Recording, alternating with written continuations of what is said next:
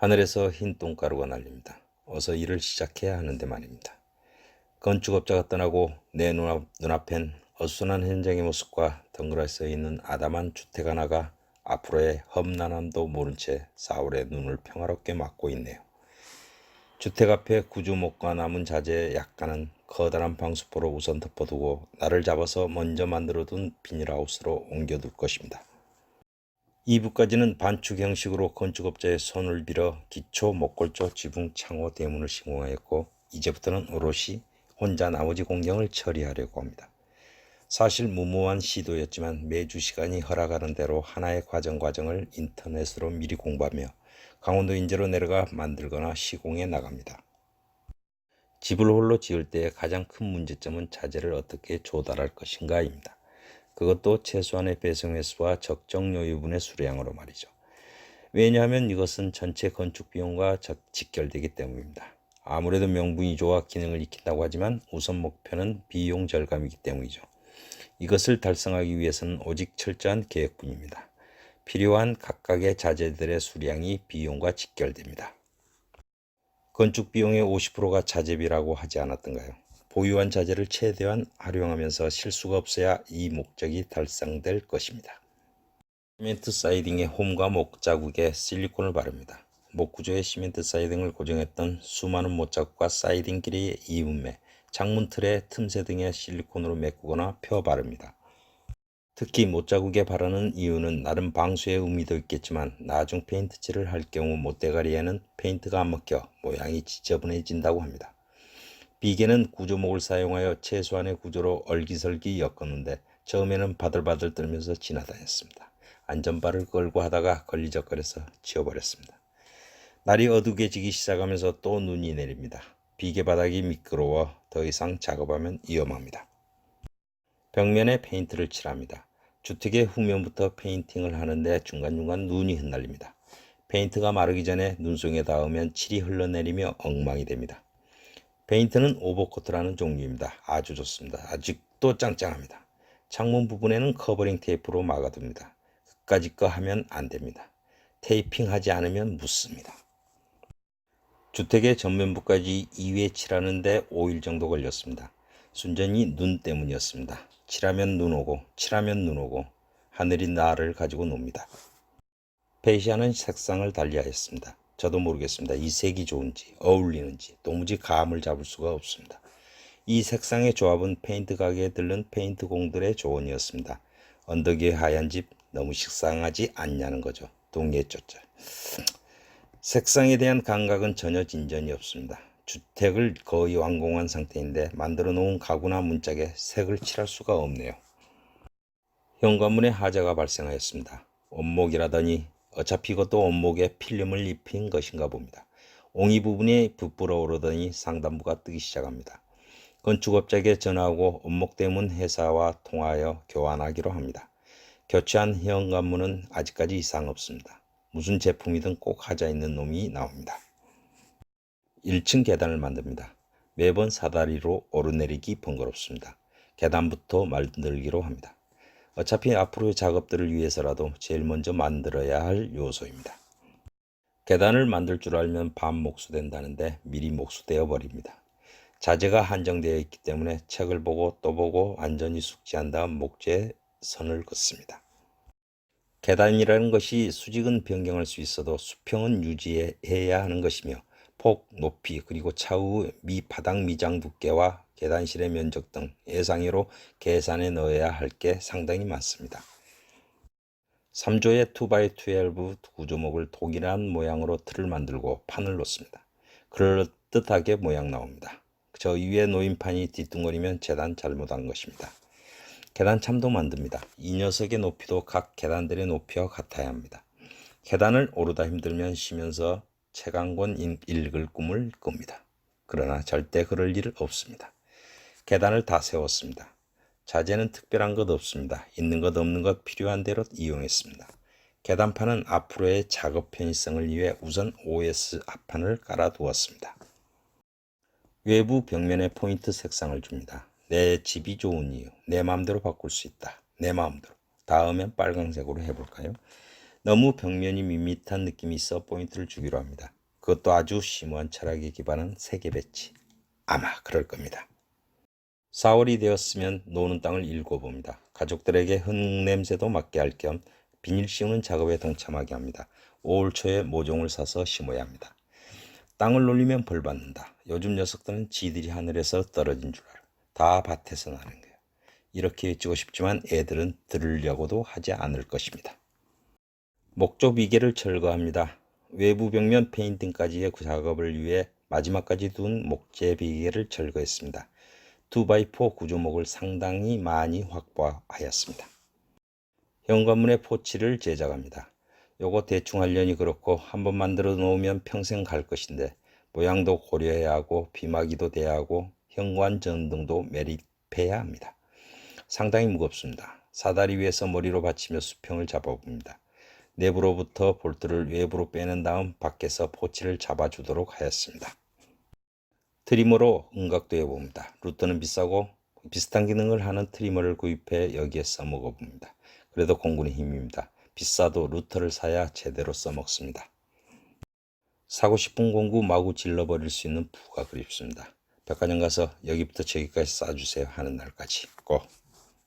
비닐하우스를 목공소로 개조합니다. 주택을 짓다 보니 작업량이 장난 아닙니다. 온갖 절단 재단 작업이 이루어지는데 그것도 일정 기간 집중된 것도 아니니 특단의 조치가 필요합니다. 비닐하우스를 개조합니다. 애초에 농막의 개념보다 목공소가 더 필요합니다. 3m 60cm의 구조목을 올려서 슬라이딩 각도 절단기로 자를 수 있습니다. 비닐하우스의 천정을 이중 비닐 구조로 만들어 봅니다. 더위도 막고 습기도 막을 수 있다는 막연한 생각으로 비닐하우스 안에 천정을 하나 더 만들어 봅니다. 효과 정말 좋습니다. 특히 안개가 많은 곳에서는 100% 효과를 봅니다. 옥수수, 고추, 호박, 상추 등등 키워봅니다. 땅을 마련한 초반에 트랙터로 밭을 갈았지만 아마 잊으면 삽곡갱이 쇠스랑으로 두둑과 고루를 만들었습니다. 농자재 보관대를 만듭니다. 사방에 돌아다니던 농자재를 깔끔하게 정리할 수 있는 보관대를 만듭니다. 자재는 사용하고 나서 귀찮더라도 꼭 그 자리에 돌려보내는 습관을 기릅시다. 탁상 드릴도 하나 구입합니다. 힘은 조금 달리지만 그럭저럭 사용할 만합니다. 일반 드릴로 홀 가공을 할 때보다 정밀도를 높일 수 있습니다.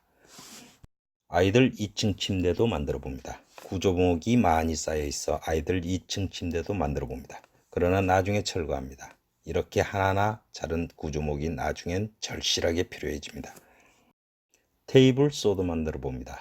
합판처럼 넓은 자재를 가공해야 할 때 아주 요긴한 물건입니다. 이게 있고 없고는 편의성과 속도, 정확성에서 확연한 차이를 보입니다. 원형톱과 합판, 구조목, 문틀레일, 트림재 등등 주변의 자재를 활용했습니다.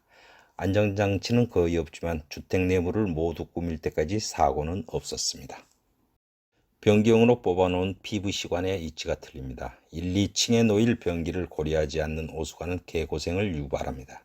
철근 시공된 사이로 작은 한마디들과 정끌 망치로 꺼냅니다. 시멘트가 정말 단단합니다. 인터넷으로 변기의 구조부터 변기 설치 방법까지 낱낱이 훑어봅니다. 정말 인터넷은 별의별 지식이 모여 있습니다. 작정하면 우주선도 만들지 모릅니다. 정말 엉터리 같은 배관이지만 이게 최소입니다. 첫 단추가 잘못 끼워지니 후속 공정에 머리가 쥐가 납니다. 저 배관을 어떻게 또 감춰야 할까요? 펌프실 배관 정리를 합니다. 수도꼭지 하나만 내어서 사용하던 펌프실을 대대적으로 개조합니다. 우선 물통을 들이고 펌프도 안착시키고 주택 비닐하우스로 가는 관도 밸브를 장착합니다. 모터에 들어가는 전기선은 미리 펌프실로 뽑아 넣었습니다. 혹시 몰라 여분의 전선도 2라인 넣었습니다.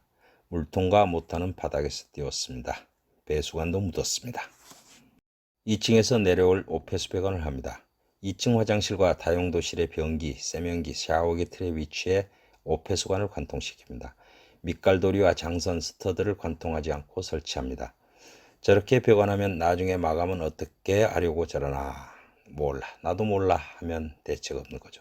대략 생각은 해두었는데 가능할는지는 모르겠습니다. 1층 위 다락에 갈라타일을 시공합니다. 갈라타일은 지붕 상단 3분의 1 지점 안에 설치한다는데 머리 안 닿는 선까지 최대한 높입니다. 사실 천창이 있어서 더 내리지도 못했죠. 오픈 천정 구조에서 칼라타이 대신에 마룻볼을 설치해야 한다는데 이렇게 생겨먹은 구조에 그나마 위안 삼아 칼라타이를 설치합니다. 2층 바닥에 방수를 위한 시트를 시공합니다. 2층 바닥 전체에 시트를 깔아버립니다. 2층 화장실은 특히나 꼼꼼하게 시트와 실리콘을 활용하여 2중 3중으로 방수에 신경 써서 신공합니다. 바닥 하편에 알아서 붙겠지만 열풍기로 불어가며 완벽하게 밀착시킵니다. 햇빛이나 열에 직접 노출될 일이 없으니 지붕 위의 방수 수명보다 훨씬 오래 갈 거라고 믿습니다. 바닥에서 올라오는 전기 배선을 합니다. 임시로 사용하는 메인 차단기도 주워다 쓰는 것입니다. 배전함도 빨리 만들어야 하는데 아직 전기 배관조차 못했으니 마음만 조급해집니다. 기초 방통공사 시 바닥으로 깔았던 CD관을 통해 입선 작업을 진행합니다. 처음 계획과 달리 중간에 생각난 콘센트 자리에도 배선을 추가합니다. 콘센트 박스는 철박스나 아주 튼실한 박스를 설치하던데 전 그냥 노출형 저렴한 박스를 부착합니다. 자재상에 그것밖에 없다는데 필요한 자재는 미리미리 준비합시다. CD 배관이 어려운 것은 CV 전선으로 배선을 합니다. 웬만하면 스터드나 장선에 최소한의 구멍을 뚫으려는 노력으로 봐주세요. 1층 수도 배관을 합니다. 남들은 이중 배관이니 뭐니 한다는데 전 그냥 단열재로 감싸는 걸로 만족합니다. 관이 저리 뻣뻣하고 접속도 많은데 어떻게 그 교체를 한다는 걸까요? 스티로폼 50T를 1, 2층 바닥에 깔았습니다.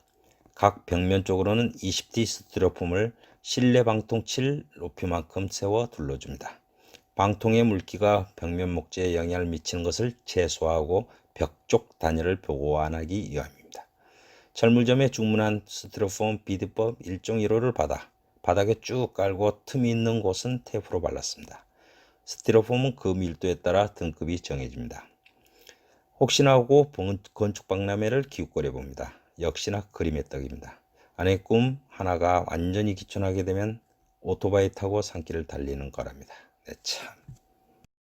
현관 포치에 센서 등을 설치합니다.